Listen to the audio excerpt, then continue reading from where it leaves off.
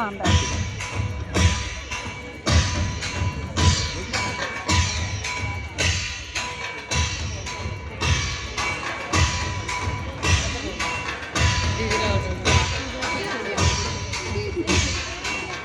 वो तो चल जाओ चल चल।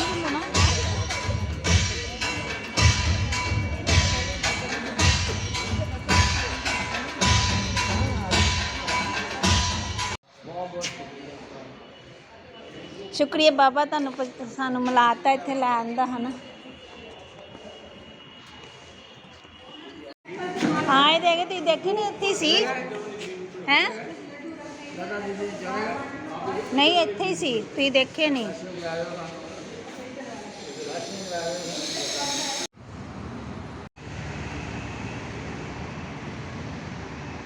ये चाह पींदे पे इत्थे बह गए।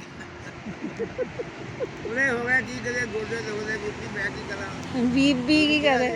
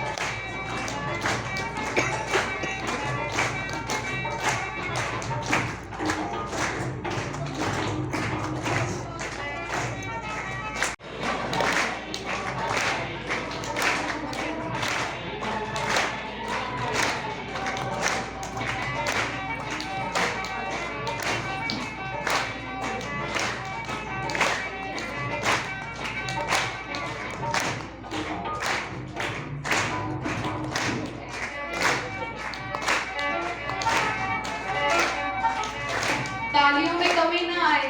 तालियों में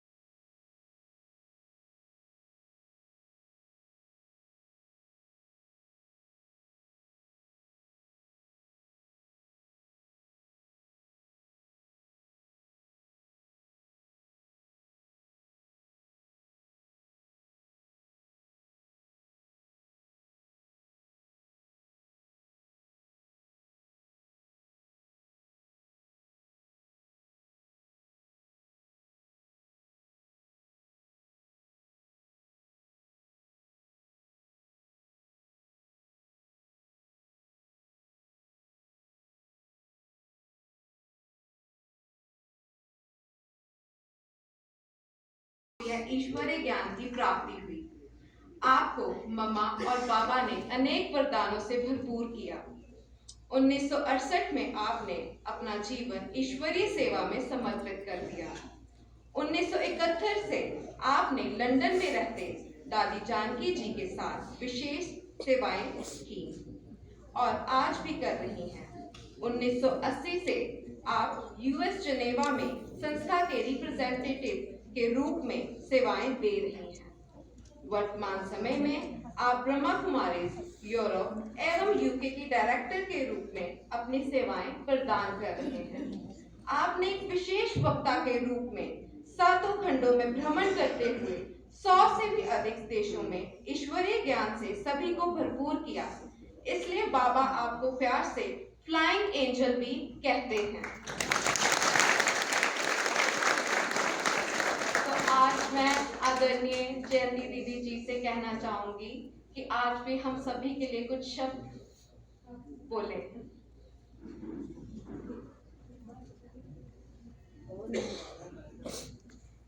बहन ने ठीक कहा, शायद ये ऐसे प्रेम भरी भावना भरी आरती आपने कब देखी होगी। तो मैं देखती हूँ कि जैसे बीज होता है वैसे ही वृक्ष निकलता। तो दादी चंद्रमणि के हाजिरी में जिन्होंने पालना ली वो आज तक भी आप सबकी पालना कर रहे हैं।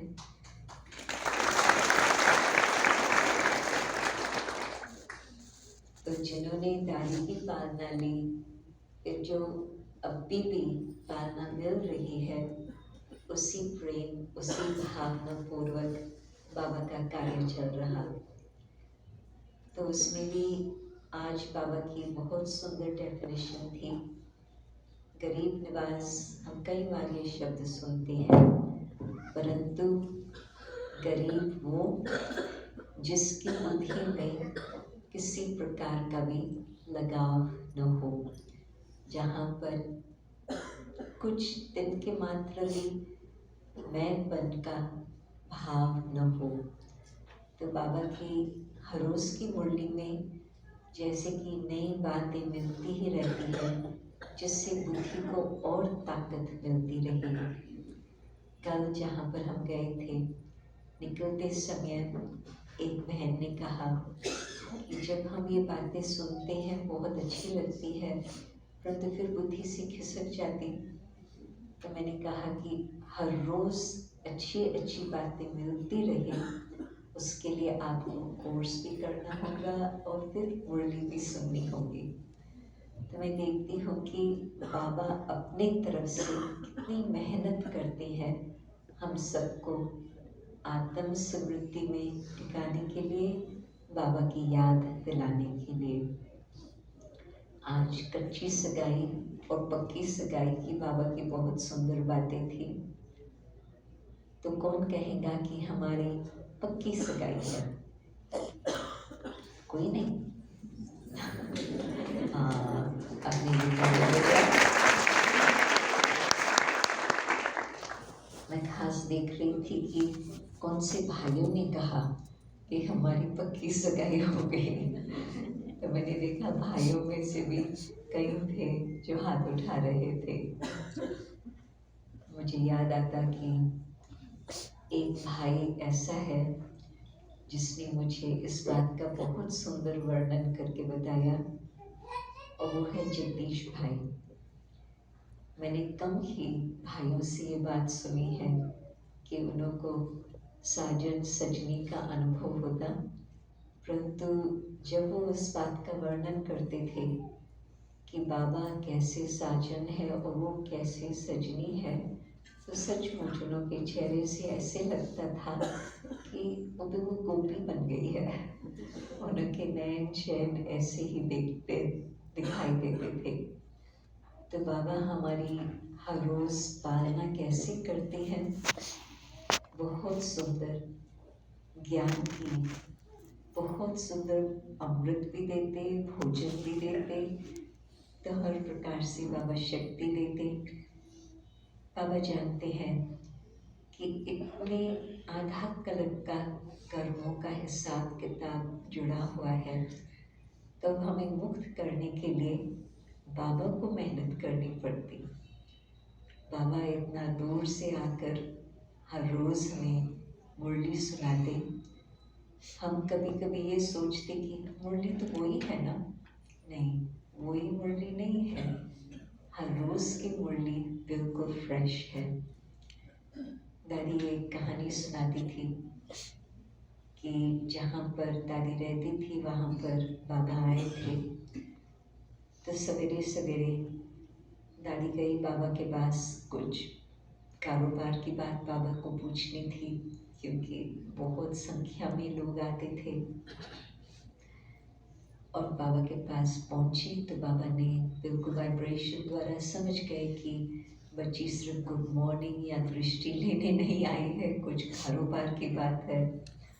तो बाबा क्या कहते, बच्ची बाद में बताएंगे, अभी तो बाबा गरम गरम हलवा बना रहे हैं बच्चों को खिलाने के लिए।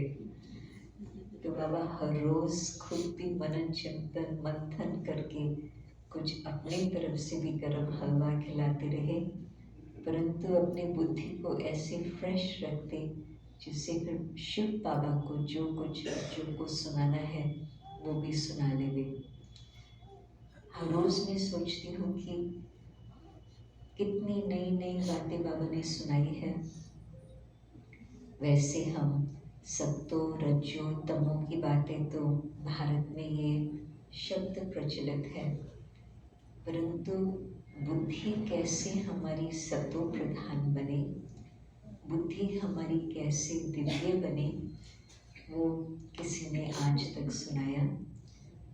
बाबा ही जब आते हैं तो इतनी हमारी ज्ञान की परवरिश करते जिससे हम सचमुच बिल्कुल ही सत्व प्रधान बन गए।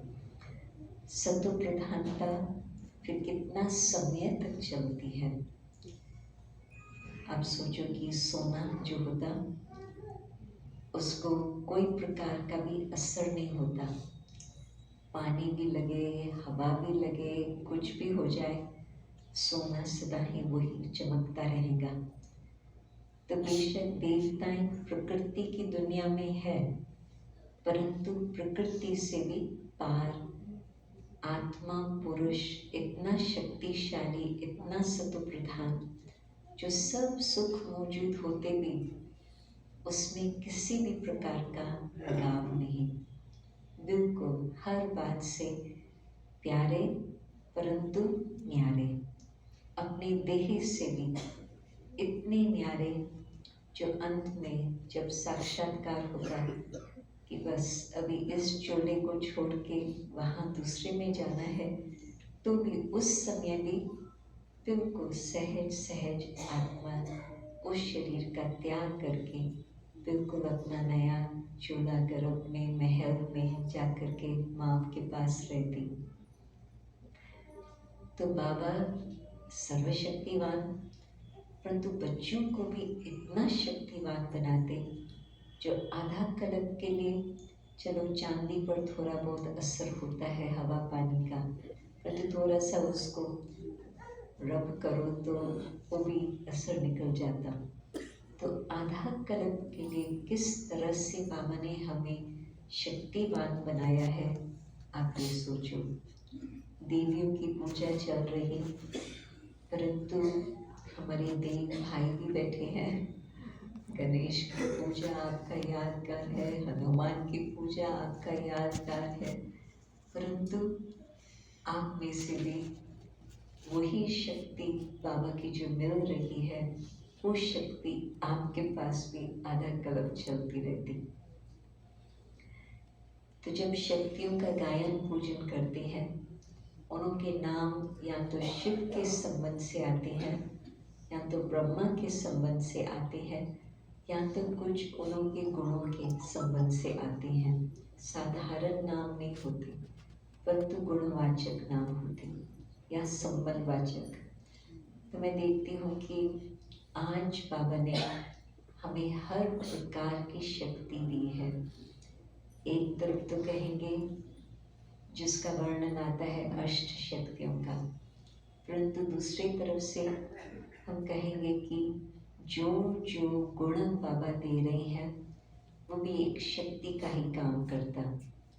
मानो कि कहाँ पर भी अशांत वातावरण है, बाबा के बच्चे पहुँचते हैं और उनके हाजिरी में बिल्कुल शांति का वातावरण बन जाता। लंदन में बहुत वर्ष पहले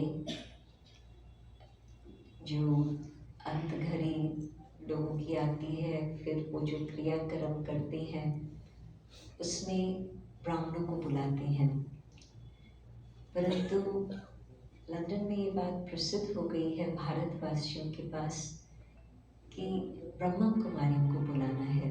ब्राह्मण मीन्स ब्रह्मा कुमारी, वो ब्राह्मणों को अलग, परंतु ये मैंने देखा है कि मानो कि कहाँ पर भारतवासियों की तो बड़ी पहचान होती है, बड़ा परिवार होता है, कई लोग भिन्न भिन्न देशों से भी आकर पहुँचते हैं, तो 100, 150, 200, 300 की भी सभा लगती। विदेशियों का जब मैंने जहाँ तक देखा है फाइनल सेरेमनी होगा, कोई बहुत प्रसिद्ध व्यक्ति है वो अलग बात, परंतु उनके परिवार में से 20, 25, 30 आते हैं तो बहुत फर्क होता है सभा में। परंतु जो अनुभव होती है शांति की, एक से दूसरे पर कलम लगता जाता। फिर नेक्स्ट टाइम किसके घर में कुछ ऐसी बात होती, वो कहेंगे ब्रह्मा कुमारी को बुलाओ। तो शांति की शक्ति हमें इतना शायद खुद की वैल्यू नहीं है, परंतु जब से बाबा के बने हैं, ओम शांति का मंत्र बाबा ने दिया, उसका हम अभ्यास करते, एक दो को ओम शांति कह करके मिलते रहते। तो जो ओम शांति का मंत्र है, बस उसी एक मंत्र को उठाओ, या अपना योग अभ्यास का जो टाइम टेबल बाबा ने दिया है उसको देखो। तो जो दिन भर फिर ट्रैफिक कंट्रोल, फिर शाम का योग, कितने टाइम हम ओम शांति अपने को आत्मा स्वधर्म क्या है उसमें स्थित करके हम बाबा को याद करते हैं। मुझे लगता है कि हर एक के अंदर शांति की शक्ति तो पूर्ण रीति से अच्छी तरह से समाई हुई है। तो आप भी जहाँ भी कब जाएंगे तो आपके द्वारा भी अवश्य ही औरों को ये ज़रूर अनुभव होगा कि इसके अंदर कुछ विशेष शांति की शक्ति है।